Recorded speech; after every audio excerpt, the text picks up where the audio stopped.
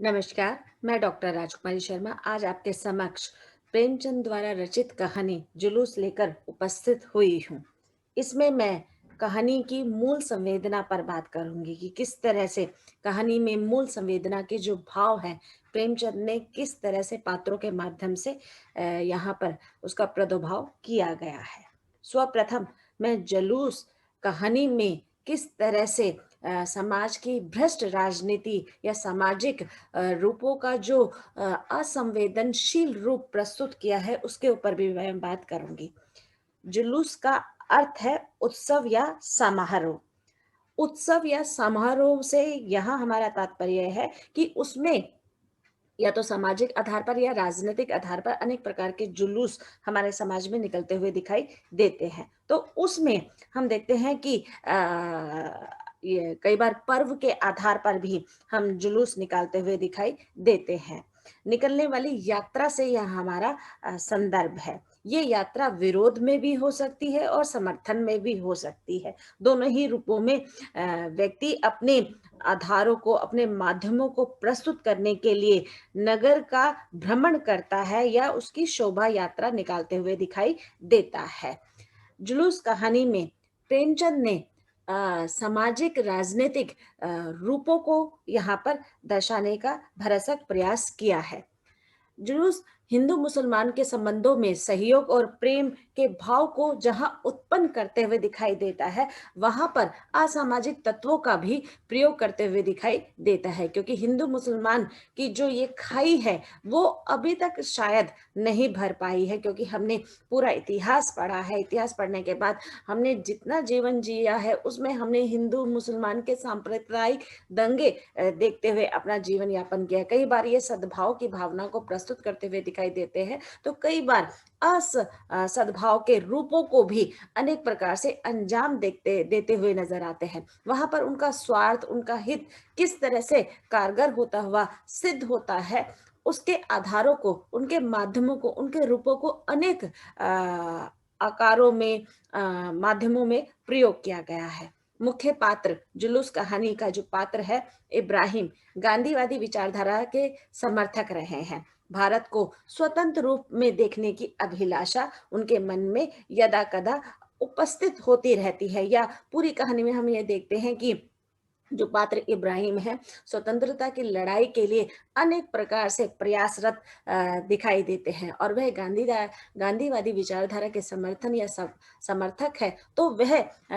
अहिंसा के जो मार्ग पर है वो चलना चाहते हैं। हिंसा के प्रति उनका किसी भी तरह का कोई भी रूप स्वरूप यहाँ प्रस्तुत नहीं किया गया है। कहानी जुलूस में व्यक्ति के जीवन में स्वराज का क्या महत्व है, क्योंकि हम सब जानते हैं कि अगर हमें आज़ादी नहीं मिली होती तो हमारा जीवन कैसे होता। हमें बोलने की आज़ादी नहीं है, हमें कहीं घूमने की आज़ादी नहीं है, हमें अपने अनुसार कपड़े पहनने की आज़ादी नहीं है, खाने की आज़ादी नहीं है। तो देखिए जीवन कितना मतलब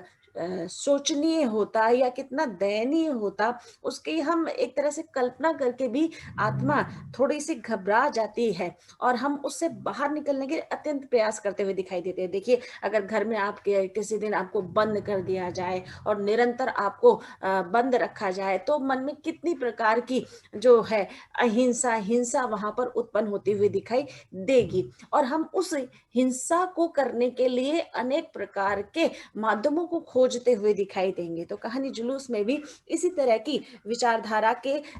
समर्थक व्यक्तियों को वहाँ पर दिखाया गया है, जो स्वराज के लिए, अपनी स्वतंत्रता पाने के लिए अनेक प्रकार के प्रयासरत रहते हुए दिखाई देते हैं। क्योंकि व्यक्ति के जीवन में स्वराज का एक अलग ही महत्व है। जैसे वह जीने के प्रति अपनी आसक्ति दिखाता हुआ नजर आता है, उसी तरह से वह अपने विचारों को, अपने अनुभवों को, अपने भावों को भी स्वतंत्र रूप से रखने का वहां पर एक तरह से उत्तरदायित्व चाहता है, अधिकार चाहता है। पात्र इब्राहिम के माध्यम से अनेक रूपों में इस स्वतंत्रता के भाव को दिखाने का प्रयास किया है। पात्र बीरबल जुलूस के प्रति अपनी असंवेदना को दिखाते हुए उसे रोकने के लिए हर संभव प्रयास करता है, जिसमें इब्राहिम की मृत्यु भी हो जाती है, जिससे कि पूर्ण व्यवस्था अस्थिर और विरोध और अरोष में परिवर्तित होते हुए नजर आती है, क्योंकि इब्राहिम का मरना प्रत्येक जो जन सामान्य है उसमें खलता दिखाई देता है कि वह अहिंसा के मार्ग में चलने वाला व्यक्ति अब इस दुनिया में नहीं रहा, जो स्वतंत्रता के लिए निरंतर प्रयास कर रहा था, सबको एक तरह से आजादी दिलाने के लिए कारगर वहां पर सिद्ध हो रहा था, उसकी अनचाहे रूप में जो मृत्यु होती है उसके लिए सब लोग बीरबल को दोषी ठहराते हुए अपना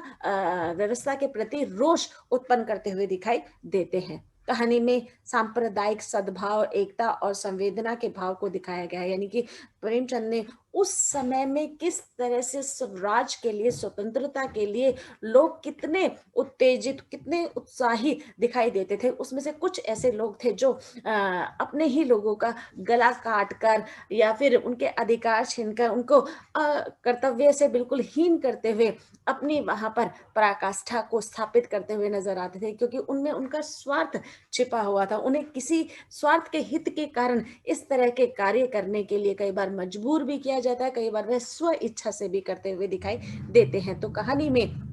जहां पर सांप्रदायिक दंगे के आधार को स्पष्ट किया है, वहीं जन सामान्य द्वारा एकता के भाव को, संवेदना के भाव को कहानी में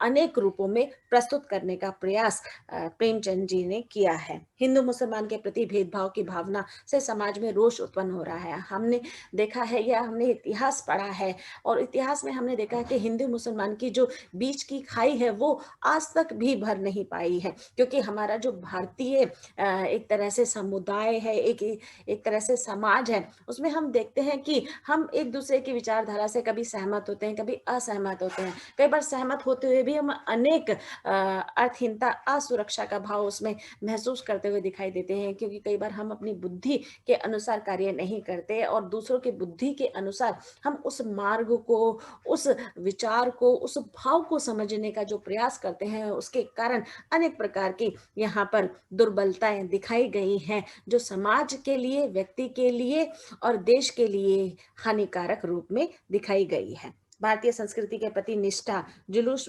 में पात्रों के माध्यम से दिखाई गई है कि किस तरह से हम भारतीय संस्कृति में रचे बसे हुए हैं। विभिन्न भाषाओं का यहाँ पर आदान प्रदान होते हुए दिखाई देता है, और किस तरह से हम अपनी रहन सहन, वेशभूषा, खान पान के आधार पर एक दूसरे से जुड़े हुए हैं, क्योंकि ये जुड़ाव ही हमें एकता का जो रूप है वो प्रतिपादित करते हुए दिखाई देता है। संस्कृति के विभिन्न आयामों के आधार पर हम भारतीय होने का जो गौरव महसूस करते हैं, वह कहीं ना कहीं हम अपने देश के प्रति, अपने समाज के लिए अनेक प्रकार से वो कर्तव्य बोध, वो अधिकार बोध, वो समानता का बोध जीते हुए दिखाई देते हैं, क्योंकि भारतीय संस्कृति में सबको जीने का अधिकार है, सब अपने विचार वहां पर रख सकते हैं, क्योंकि लोकतंत्र आज के युग में हम देखते हैं कि हम लोकतंत्र समाज में रहते हैं, तो वहां पर सबको बोलने का अधिकार है। पर उस समय, जब समय ये कहानी लिखी गई थी, उस समय इतनी स्वतंत्र विचारधारा का वहां पर रूप स्वरूप नहीं था, जिसके कारण कई लोग सरकारी दाव पेच के अंदर अपने स्वार्थ के आधार पर व्यक्तियों को प्रयोग करते हुए दिखाई देते थे, इस्तेमाल करते हुए दिखाई देते थे, चाहे वो आधार सही हो या नहीं हो। तो कहने का तात्पर्य है कि कहानी में जो पात्रों में एक दो पात्र के अलावा हम देखते हैं सभी पात्रों में संस्कृति के भाव को जो रूप है उसको स्पष्ट किया गया है, क्योंकि व्यक्ति का जो व्यक्तित्व है वह उसकी संस्कृति के द्वारा ही पहचाना और आंका जा सकता है। राष्ट्र के प्रति समर्पण भावना, हमने देखा है कि उस समय जो विचारधारा चल रही थी उसमें सब लोग अपने अपने अनुसार राष्ट्र को आधार या समर्पण भाव देते हुए नजर आते थे। मैंने कुछ यहाँ पर महत्वपूर्ण बिंदु उठाए हैं जो कहानी के आधार पर प्रस्तुत किए गए हैं। भारतीय संस्कृति में प्रत्येक व्यक्ति अपने धर्म और राष्ट्र के प्रति समर्पित है। हम जानते हैं कि भारत बहुभाषी देश है, यहाँ पर बहु संस्कृति का आदान प्रदान है, और अनेक प्रकार की भाषाएं, अनेक प्रकार की बोलियां हमारे समाज में बोली जाती है। तो हर कोई व्यक्ति अपने धर्म के प्रति, अपनी राष्ट्र के प्रति पूर्ण रूप से समर्पण भाव देना चाहता है, पर स्थितियाँ परिस्थितियाँ अनुकूल नहीं हो पाती, जिसके कारण वह अपने केवल स्वार्थ में ही घिरा हुआ महसूस करता है। आमजन देश के प्रति अपना समर्पण भाव देती तो है, पर समाज की व्यवस्था के अनुसार वह उसे प्रकट नहीं कर पाती, क्योंकि अनचाहे रूप से बहुत सारे हमारे यहाँ पर व्यवस्था के विरोधी हमारे आस-पास घूमते हुए दिखाई देते हैं, तो हम स्वतंत्र रूप से अपने विचारों का भी वहाँ पर आदान-प्रदान नहीं रख सकते कहानी के द्वारा। आत्मीयता का आधार हम जानते हैं कि जिससे हमारा घनिष्ठ संबंध होता है, जिससे हमारा व्यवहार अच्छा होता है, उसके प्रति हमारी संवेदनाएँ समय-समय पर या हर समय जागृत होते हुए दिखाई देती है, या हम उससे मिले या नहीं मिले, तब भी हमारे मन में इस तरह का भाव हमारे समाज में, हमारे मोहल्ले में, हमारे आस-पड़ोस में हमें दिखाई देता है, क्योंकि व्यक्ति के व्यवहार के अनुसार ही उसके साथ संबंधों का जो मधुर क्रियाकलाप है, वह चलते हुए दिखाई देता है। तो यहाँ पर जो इब्राहिम हैं, वह सबके चहीते हैं, और समाज जो जिस मोहल्ले में वह रहते हैं या जो आस पड़ोस है, वह सब उनके व्यवहार से एक तरह से सुखद एहसास लेते हुए दिखाई देते हैं। जब उनकी मृत्यु अकारण हो जाती है, तो वहां पर बीरबल को जो समाज है, वह किसी न किसी के रूप में अपना रोष उत्पन्न करते हुए दिखाई देता है, अपना विरोध, अपना आक्रोश, अपनी कड़वाहट उत्पन्न करते हुए दिखाई देता है, जिससे कहीं ना कहीं बीरबल को महसूस होता है कि उसने ये गलत किया है। आस्था और श्रद्धा के प्रति हम देखते हैं कि हमारी भारतीय संस्कृति में हमारे धर्मों के प्रति जो हमारी आस्था है, या हमारे बड़ों के प्रति जो हमारी श्रद्धा का भाव है, शिष्टाचार का भाव है, वह भी हमारे लिए एक महत्वपूर्ण कार्य करता हुआ दिखाई देता है, क्योंकि हम जिस समाज में रह रहे हैं उसके अनुसार हम शिष्टाचार के नियमों का पालन करते हुए वहां पर दिखाई देते हैं। तो यही आस्था, यही श्रद्धा हमारे प्रियजनों, हमारे धर्म के प्रति, हमारी संस्कृति के प्रति पूर्ण रूप से समर्पित भाव देती हुई नजर आती है। राष्ट्रीय प्रेम के प्रति हम देखते हैं कि जिस देश ने हमें नागरिकता दी है, या जिस देश ने हमें अपनी एक तरह से आगोश में रखकर हमें बड़ा किया है, हमें वो मान सम्मान दिलाया है कि हम कहीं भी जाते हैं तो हमें पूर्ण रूप से, हमें देखते ही समझ में आ जाता है कि ये विदेशी है, ये देशी है, ये भारतीय है। हमारी संस्कृति के द्वारा भी, हमारे रूप रंग के द्वारा भी हमें पहचान लिया जाता है। तो ये भारतीय होने का जो गौरव है, वो हमें जन्म से ही हमें ये अधिकार मिल रहा है, और हमें अपने राष्ट्र के प्रति, उसके सद्भाव के प्रति, उसके शाश्वत मूल्यों के प्रति हमें नतमस्तक होना चाहिए, जो कि आज के समाज में मुझे बहुत कम देखने को मिलता है, क्योंकि मूल्य निरंतर घटते चले जा रहे हैं, संवेदनाएं, असंवेदनशील मन होता चला जा रहा है। स्थिति परिस्थिति से सामना करने की बजाय हम लोग उससे बचते हुए नजर आते हैं। तो कहीं ना कहीं जहाँ राष्ट्र की बात आती है, तो उसमें भी हम केवल दो ही पर्वों पर उसे याद करते हुए दिखाई देते हैं, वो हमारे सद्भाव उस समय पर जागते हुए दिखाई देते हैं। और दो जो पर्व है वो आप अच्छे से जानते हैं, 15 अगस्त या 26 जनवरी को हम देखते हैं कि हम पूर्ण रूप से अपने राष्ट्र के प्रति फिल्मों के माध्यम से, या धारावाहिक के माध्यम से, या किसी प्रेरित व्यक्ति के माध्यम से हम अपने राष्ट्र के प्रति जो भाव है उसको अभिव्यक्त करते हुए दिखाई देते हैं। भाषा के प्रति भी हम ये देखते हैं कि जो सम्मान, जो आदर उन्हें उस भाषा के आधार पर मिलना चाहिए, जो आज नहीं मिल पा रहा है, क्योंकि विकासशील देश में हम देखते हैं कि अंग्रेजी जिसको आती है वही उस रूप में उन्नति या विकास की ओर अग्रसर होता हुआ दिखाई देता है, और अपनी भाषा के प्रति उतना समर्थन, या हम कहें समर्पित भाव वहाँ पर नहीं दिखाई देता, जो कि बहुत ही ज़्यादा, हम ये कहें कि एक तरह से हम अपने पतन की ओर इसको लेके जा रहे हैं अपनी भाषा को। हमें अपनी भाषा के प्रति नतमस्तक होना चाहिए, उसके प्रति हमारे जो भाव हैं उसे हमें जग जाहिर करने चाहिए, क्योंकि हम देखते हैं कि हमारी भाषा के प्रति ही हमें एक पहचान मिली, एक वर्चस्व हमारा स्थापित हुआ है। कहानी की मूल संवेदना, कहानी की मूल संवेदना यानी कि हम सार की यहाँ पर बात कर रहे हैं, और उसमें उत्पन्न भावों के आधार पर लेखक ने किस तरह से पात्रों की जो रोष है, मानवीय मूल्य है, उनमें किस तरह से घटाव को दिखाया गया है, वो भाव यहाँ पर चित्रित किया गया है। कहानी को 5 अंकों में विभक्त किया गया है। राष्ट्रीय भावना से ओतप्रोत कहानी है, जिसमें हर वर्ग, धर्म, जाति और संप्रदाय। हम जानते हैं कि इन्हीं 3 आधारों पर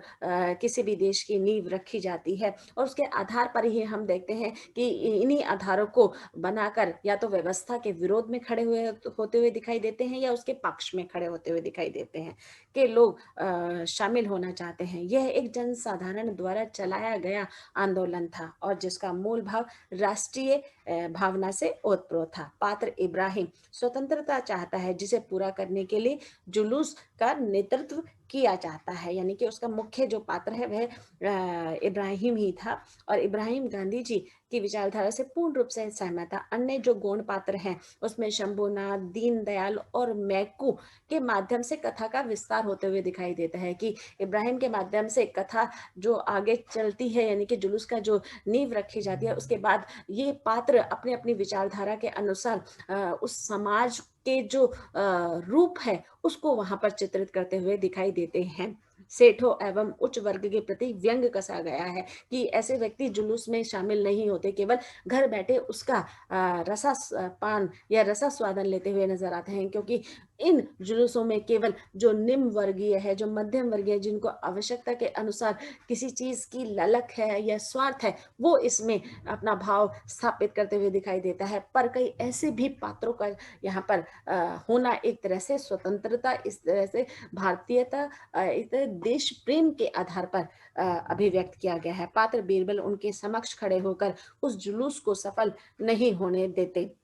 जिससे अनेक समस्याएं उत्पन्न हो जाती है। इब्राहिम की मृत्यु के बाद पूरी कहानी में रोष और संवेदना असंवेदना में बदलती हुई नजर आती है।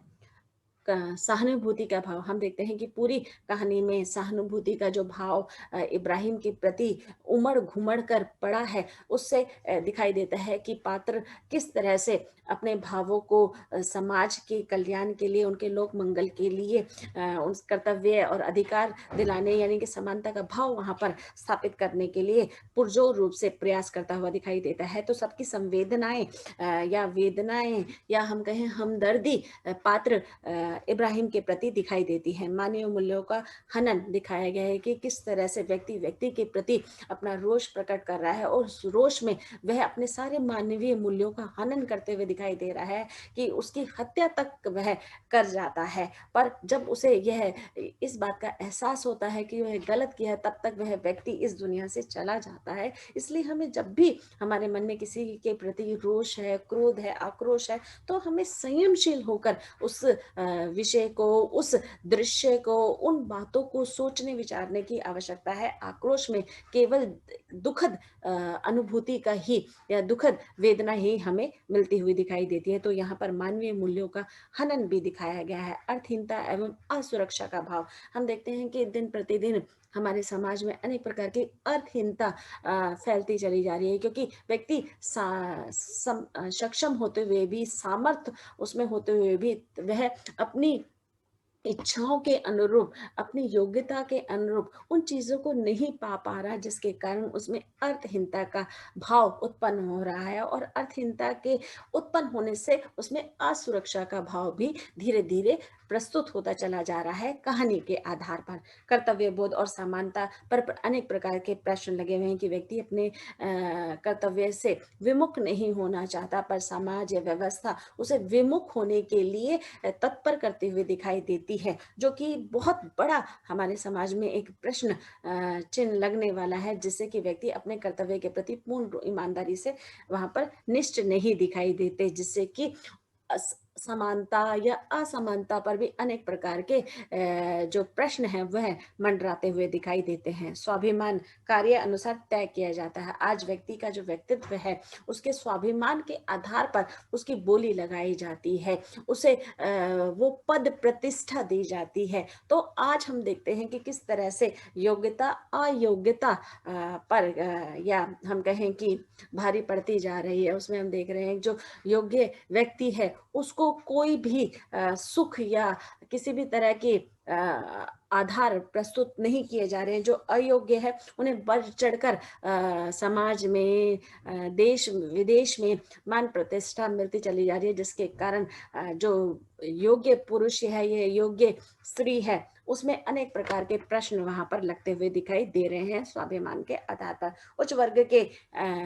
अपने हित अनुसार उनका वो प्रयोग करते हुए दिखाई देते हैं। जो सेठ है, जो राजनीतिक दल है, जो नेता है, जो अभिनेता है, वह अपने स्वार्थ के अनुसार, यानी कि अपने पैसे के बल पर दूसरे व्यक्ति के स्वाभिमान को एक तरह से हरास करते हुए, हनन करते हुए अपने कार्य को सिद्ध करते हुए दिखाई देते हैं। तो प्रेमचंद ने जुलूस कहानी में इन्हीं तरह के भावों का जो आदान प्रदान